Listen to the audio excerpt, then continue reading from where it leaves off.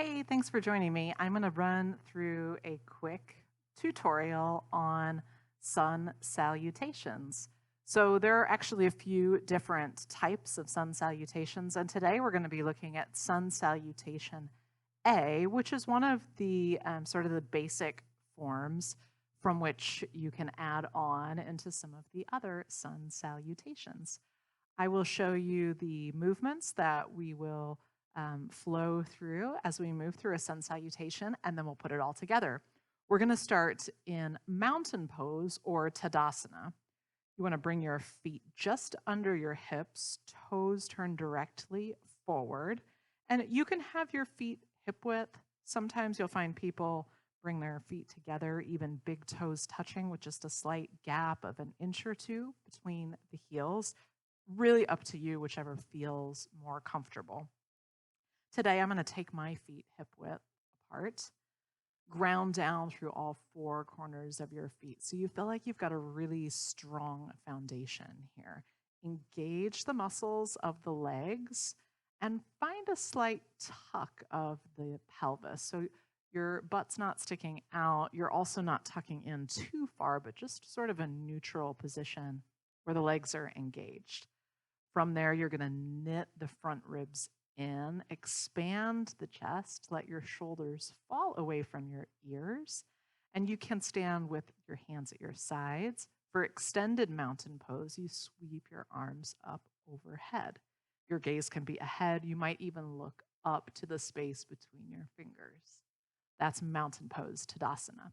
Next is our standing forward fold, and I'm going to turn to the side to show you how we're going to hinge forward from the hips. So to begin with, you might even bring your hands right to your hip creases there to really focus in as you hinge forward with a flat back. So you may bend the knees a lot here, leading with the chest, and then eventually letting the spine round, letting the crown of the head fall down toward the earth.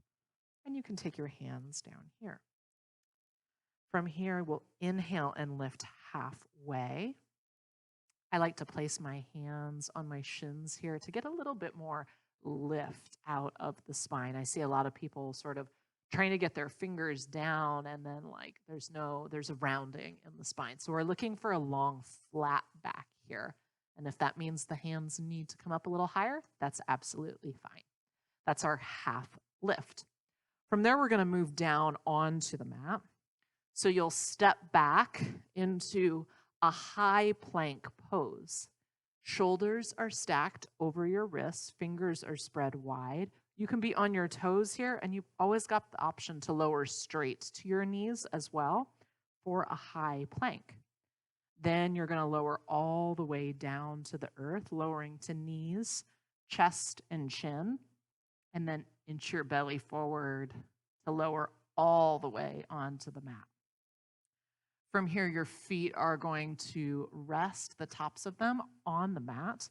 Hands are going to be just under your shoulders because you've just lowered down. And then you lift up, lift the chest, using the strength of the upper back here to do the lifting. So you're not pressing up with the hands. And you can even do a little check here, lifting the hands off to make sure that you can maintain that position. Another thing to be aware of here is engagement of the legs. So I can let my legs go really relaxed here if I shake them out a bit.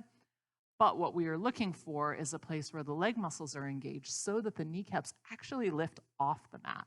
And then you lift the chest. This is Cobra Pose. Last pose of our sun salutation is downward facing dog. So hands are going to stay where they're at. They should be just under the shoulders, so shoulder width apart. Feet can be about hip width apart here. And you can bend the knees a lot. Again, you're looking for length in the spine, so you want to find a place where you don't feel that sort of hunch or rounding over. Place where you can press the chest gently back toward the thighs here, and knees can be bent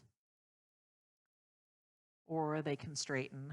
Another thing that you might see some people get their heels all the way to the mat, not necessary to get there. Great if they do. but just know that if your heels are lifted off, that's absolutely fine. And those are the main movements of our sun salutation. As we use these sun salutations to start to warm up the body, we link our movement with our breath. So we're going to start at the top of our mat in mountain pose. So big toes touch or feet under the hips. Inhale to sweep your arms up. Exhale, hinge from the hips to your standing forward fold. Let the crown of your head fall. Inhale, lift halfway, lengthen the spine. Exhale, hands plant on your mat, and you step back to your high plank on toes or on knees. From here, maybe another inhale to use the exhale to lower down, chest and chin. Tops of the feet come to the mat. Inhale, cobra, lifting chest.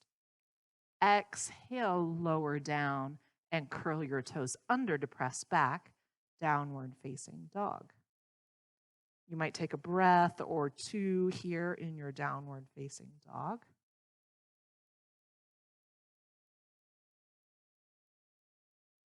And then bend the knees and start to step forward, one foot and then the other. Inhale, halfway lift. Exhale, fold. Inhale, rise up to extended mountain pose.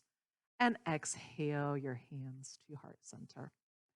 And that is a Sun Salutation A. Love to hear what you think. Let me know what questions you have. Thanks.